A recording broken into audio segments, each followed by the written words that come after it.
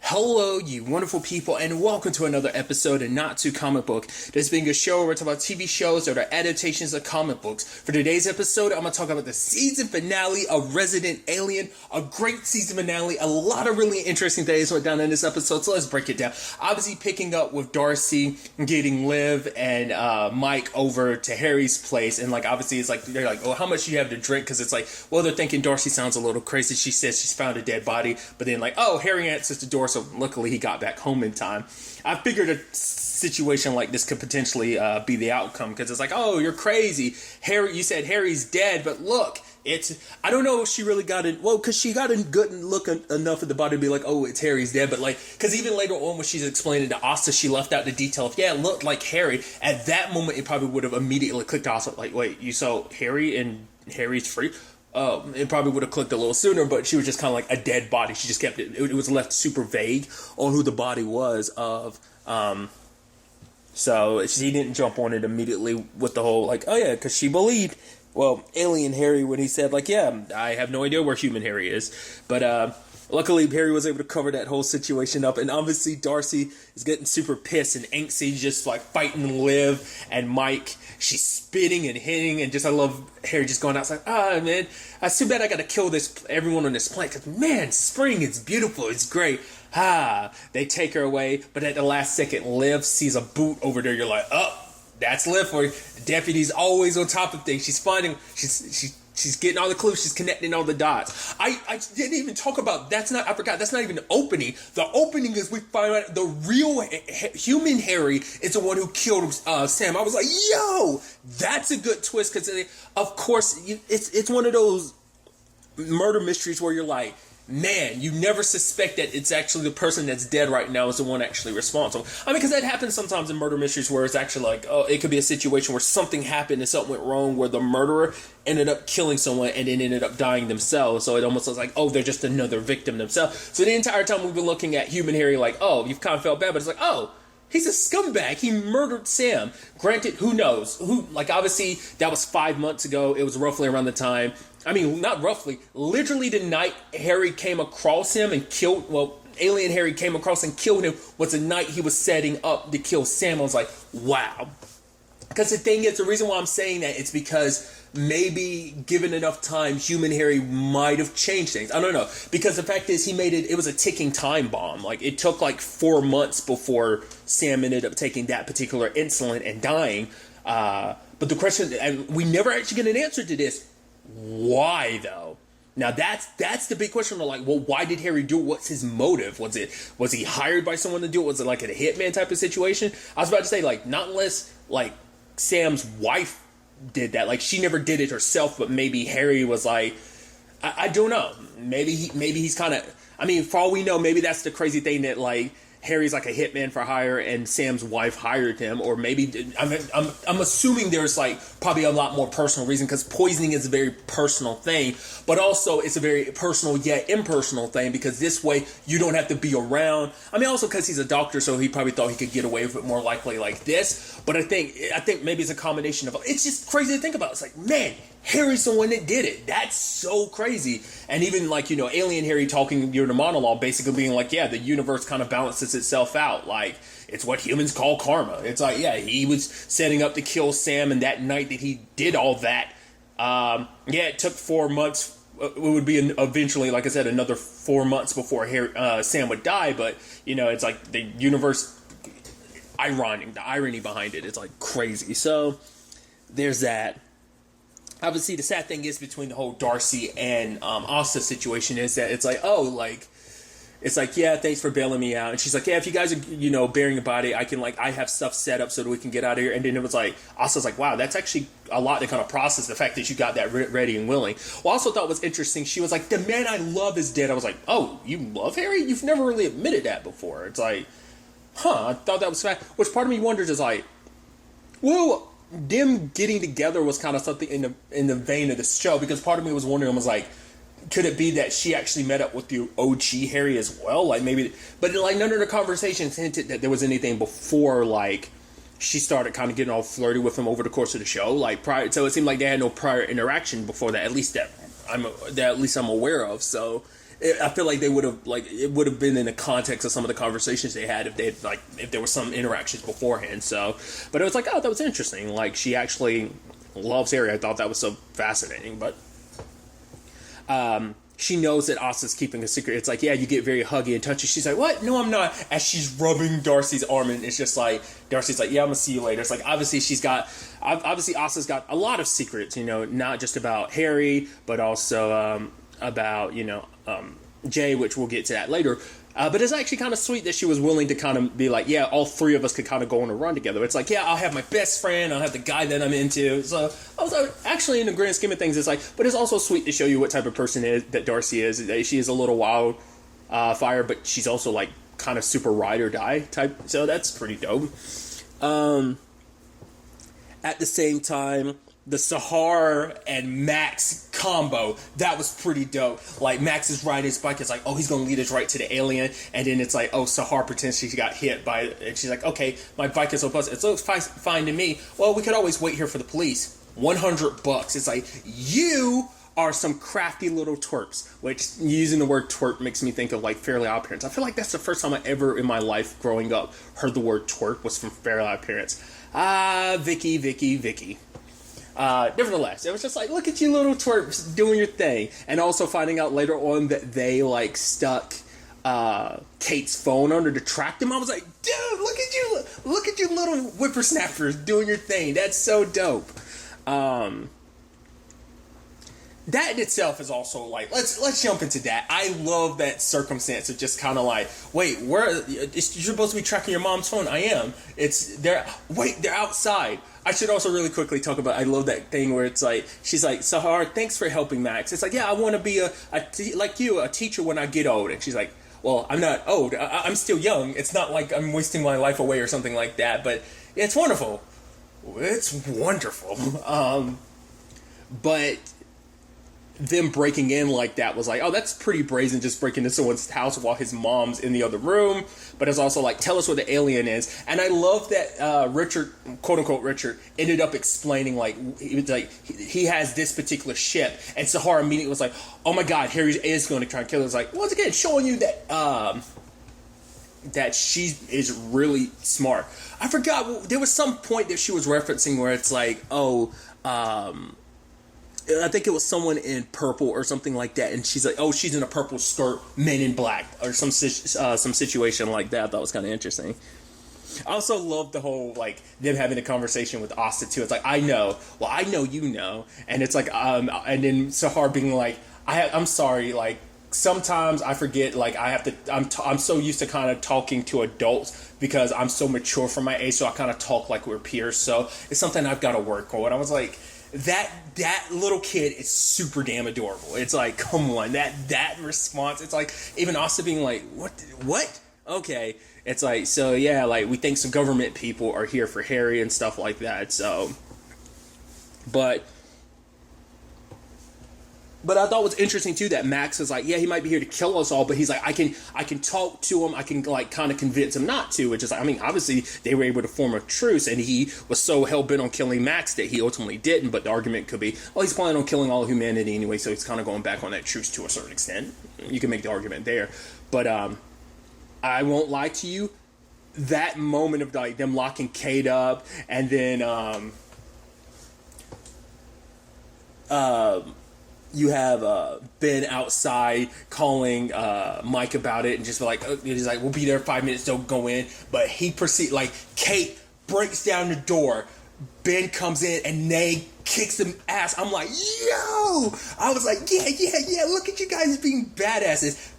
You kind of feel bad a little bit for Richard. Not as much for Sarah, because Sarah is kind of a sociopath. She is a psycho, so you kind of don't feel his battles on that front. But it's like, look at Kate and Kate and Ben is like, yeah, look at this dynamic duo.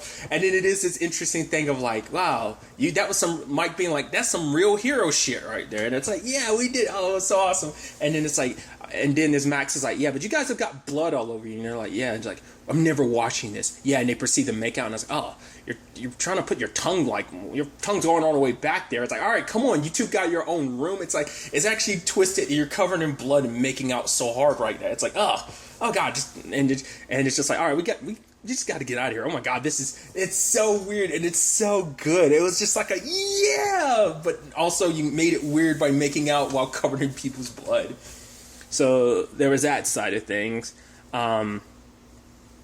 Interestingly enough, you had Harry the entire time, his little back and forth, contemplating, doing this, because every time it came close to wiping out humanity, he was just like, man, why do it on an empty stomach so he gets a whole bunch of pizzas? And it's like, if squirrels taught him anything, it's like storing away food for later. So he bought a whole bunch of pizzas, now he's stuffed and he's ready to do it.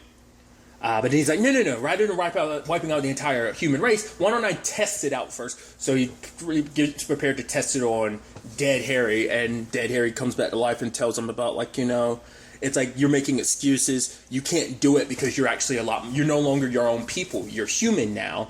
You spent so much time with them that he's become infected by humanity. And it's like, that's why you can't pull the trigger. It's like, obviously, the whole back and forth about, obviously what was taken from dead Harry. It's like, I could have been with Isabel. She cries every night without me. But at the same time, you're also like, but man, our alien Harry doesn't know that you are actually, once again, it's that complicated thing of because I brought it up before. I was like, I kind of felt bad because you killed Harry, but it's like, Harry was going to kill someone. He did kill he hadn't done it at that point in time yet, but he is set in motion to kill somebody and ultimately ends up doing it. So you're kind of like, once again, universe kind of fixed itself in that regard, but it's still you're kind of So I actually you feel a little less bad for human Harry, because you're like, you murdered Sam for whatever damn reason. So I thought that was interesting. It's just how that works out. Like I said, because in the earlier parts of the show, I kind of felt bad for human Harry, and now I'm like, I spent time actually feeling bad for you, even though I love alien Harry. I actually felt bad about human Harry. It's sad you're going to know the entire time that he's dead type of situation, but it's actually, honestly, you were kind of a shitty human being, apparently, So, once again, the universe kind of worked itself out, but I just thought that was fascinating. Doesn't make it necessarily right, but it's just kind of once again, just karma's a bitch, dude. So, but, the point I was making was, it makes that debate even more interesting of, you took this life from me, and it's he's like, I loved Isabel. It's no, you didn't. That hurt you feel is just rejection, but for him, it's I feel that, that love and that fury. So, obviously, kind of showcasing, he does care about humanity.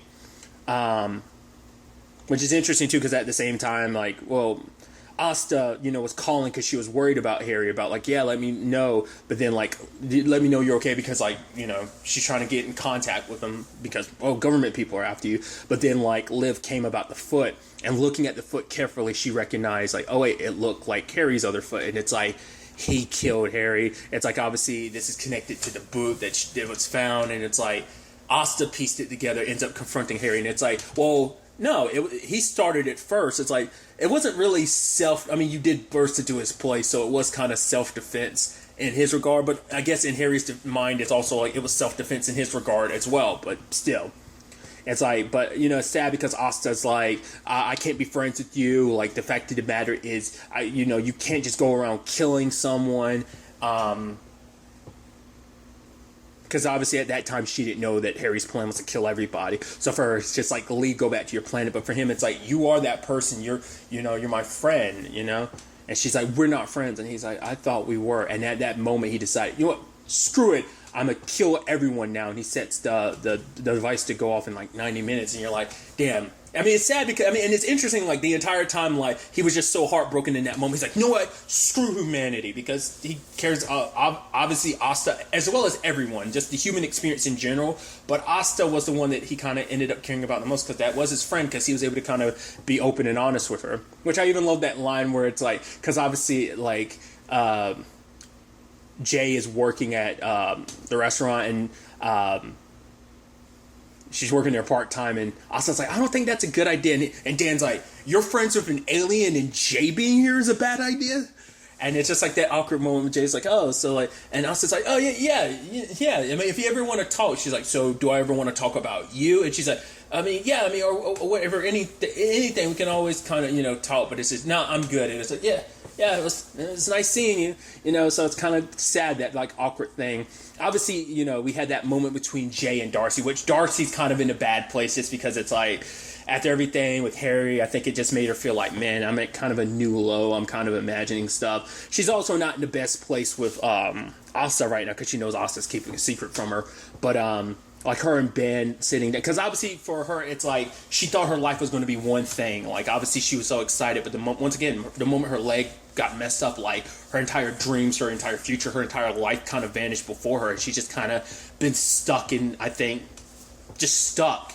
And she's not happy, which even Ben's like, I don't think I've ever really been happy either. So, but it's just this moment of him trying to console her and make her feel better by being like, you're awesome,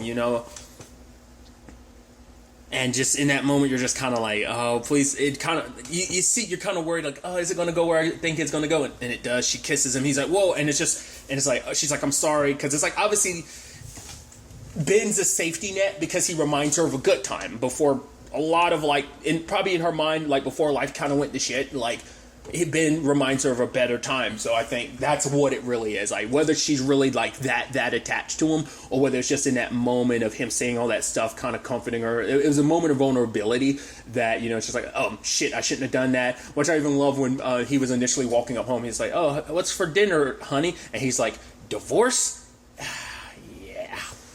But look, I'm granted, Ben being who he is, that conversation is going to come up eventually. It's like, yeah, she kissed me, and that's probably going to ruffle some feathers. But hey, you two kicked some serious ass together. You got covered in some like people's blood who's trying to hurt you and your, Sahar and Max. So it's like you did some like, as Sahar compared to him, it's like, oh, you guys are like Daredevil and the Black Widow. And she's like, hey, love the reference. But I thought it was pretty dope. It's just, so I think they're in a better place. It's like, oh, they're probably going to be riding off the high of that adrenaline rush of kicking some serious ass like that. Interestingly enough, obviously the moment like Max was the moment they made it seem like they knew exactly who the alien actually was, that Max was like, I was going to tell you, I was like, he's going to tell them it's Dr. Ethan. And lo and behold, they end up kidnapping him later, which I'm like, I'm wondering, is there going to be anything else with Ethan? Like, are we going to get some reveal about him? Like, there's got to, like, other than just being kind of this, he's not really the MacGuffin. Because I guess really more than anything, storytelling-wise, I guess you make the argument, the MacGuffin being Harry's device. But I'm like, it's just like, oh, he just pops into the story, and I guess that's just like his plot point was just to get to this point. Because we just see him like pop up in like little bits ever since, like his first episode is the most he's been in the show, and then he just like had small appearances and references here and there. But it's like, oh, your main thing is just being kidnapped and being mistaken for the alien, which the general's like, hey, like, you guys did a great job. But apparently, like, she's like, now we got a real alien, because she doesn't want, like, if she really wanted them, because it's like, so who are you going to call, like, the Man in Black or whatever? And it's like, well, no, you've watched too many movies. That's not what's going on here. But she's like, I don't want anyone involved. If I did, I would have let everyone know what was up. Like, the fact is, it seems like this is, once again, maybe her pet project, or she found like maybe she's part of like some secret government organization that this is their pet project. I don't know. I don't know if she's the head honcho or whether she's just a part of it. But at the same time, like, quote unquote, Sarah was going to kill Richard, but too many people are around. So she's like, well, see you later. Because even the general admitting, it's like, oh yeah, that's why I picked Sarah, because she is a bit of a psycho. I need someone like her to do their job. And it's like, oh, so Richard's still alive, but it's like, oh, don't worry, I'll kill you later. And she's like, she's so happy about it when she says kill you later. So it's like, so you're alive for now, Richard. I was like, oh, you poor bastard, you were about to get it. And it's so sad because the general sent you on this mission, but I guess it's like she doesn't want anyone else military-wise knowing about this. And it's like, well, which is kind of interesting because like, and Sarah was like, yeah, I told you, because she made it clear like, oh, you can like get killed at any moment in time if you prove kind of a threat to this mission and whatnot. Which also shows that Sarah's suspendable, but disposable. I said disposable, but I guess it's also like, well, she's kind of the go-to probably hit person, so it's probably like the general's probably keeping her around because it's like, oh, you're trusted, but like this lieutenant, he's kind of an outsider to whatever group they're a part of. So poor Ethan. So that was interesting. At the same time, we also had like that Liv and Mike moment, them piecing things together. It's like, yeah, the foot, the boot, the doorknob, and in that moment, the moment he mentions doorknob, Liv perks up. She's like, oh, "You're bringing up the doorknob that I brought up. Hey," I thought that was so awesome. But also him being like, "Yeah, this is a little chaotic." He's like, "Honestly, he's like, I'm actually kind of enjoying this chaos and the mayhem or whatever." He's like, "I'm actually kind of enjoying it like a lot more than I'd want to admit." And she's like, "Yeah, it's actually kind of scary how much you're enjoying this." But also it's like, wait, he got her like a new coffee maker and everything. She's like, "Oh my God, what is this?" He's like, "No, I just, I decided to get it for the office." She's like, "Oh my God, no, you did it for me." It's like, "You're listening to my doorknob." He's like, "Yeah, you're pretty good with the doorknob, whatever." It's just like, yeah. She's like, "Nope, you didn't do it for everyone else. You did it for me." And you're like, actually, it's super sweet to see where their relationship now is. And it's like, yeah, Mike and Liv are such a good team now. But they're also going to go investigate Harry because it's like, yeah, there's no such thing as coincidences for either one of them. So they feel like everything that's been going down is all connected, which in actuality it is. So I was like, now that's interesting that they're kind of jumping up at it on that front. But obviously getting to the later points, Harry ends up going to his ship and breaking into it and getting ready to leave this planet. Obviously, Asta and Max ended up following him to obviously stop him, but he's getting ready, and I love that it's like, oh, nothing those military people could do. They're shooting at his ship and everything, and I love the entire time he's like, I forgot the pizza. He's like, oh, I'm so hungry. And he's just like, it's almost like a video game. He's just like tapping, and it's just like sending out these shockwaves and knock people back. He's like, oh, they're like little ants. Where's your queen? And it's just like, he's just more so than anything. It's like you're ready to wipe out humanity, and all you can think about, those damn pizzas. I left the pizzas. I forgot them. You know what? I can get on a ship. I can fly. I can get them. But then he's like, damn it. No, I can't because of this stupid mission. I love that. It's like you were all gung-ho about this mission, and now it's a stupid mission because, damn it, I don't have time to go back to get my pizzas. I love that. But then, Max and Asta are being held by some of the military guys. So he comes off the ship, which bullets flying towards him. And I guess I don't know whether it's being on his ship or whatever, but he's protected from the bullets. I was like, okay, so it's not just your ship that's bulletproof. It's like, oh, like, I guess nothing. Well, at least the weaponry present can't do anything against him or his ship. So ends up taking care of them, and it's like, Max, go hide. And Asta's like, hey, you did it. And like, Harry, I know what you're trying to do. You're trying to kill everyone, but you don't have to do that. But he's like, I have to. It's my mission. But for her, it's like, you've changed. Which I forgot to talk about it too. Like, for Harry, he activated his device and disposed of human Harry's body, but it also shocked him too because he's so human now that the device can't register him as any different. So it will kill him the moment he uses it. So the whole plan is to drop it and get as far away from it as it wipes out all the humans, so it doesn't end up affecting him as he's trying to get away. But Asta convinces him not to do it, and it's just like, we are friends, and they hug and everything. He's like, okay, I won't. He's like, cool, so you should come back to my planet so we can kill humanity together. And she's like, no, I'm staying here. He's like, okay, fine, I guess I shouldn't kill anyone. I'm not going to kill everyone. And he's like, also, yeah, this device of mine is going to go off. I should probably stop it. It's going to go off in like 80 seconds. And then she's like, yes, you should do that. Go. He's like, okay. And then she's like, yeah, go. And he's walking back. He's like, oh, right. I also have pizzas in my freezer. You can have them if you want. I'm like, I love this. And it's just kind of like, she kind of waves him off. And it's like, hey. And in that moment, I love what Harry's saying as he leaves. That, it's like, yes, humans can kill each other. But what it, takes true strength is not to kill. Choosing love over that hate and anger and, that need to kill. And he's like, for him, it's like, hopefully now getting as far away from this planet, like, because the pain of like leaving and stuff and saying goodbye to his friend, it actually hurts. And so for him, it's like, well, now I'll be able to, which I guess this whole thing is supposed to be kind of like very reminiscent of E.T. So obviously more like twisted, effed up E.T. Sure, but still. But for him, it's like, I got to go back to my planet. Maybe the further I get away from this planet, the less human I'll be. And in that moment, it's like, clink, and it like, oh, turns around. Max is like, so you're going to take me back home, right? This is some bullshit. I love it. I'm like, and there we go. You were about to leave, and now you're going to have to come back.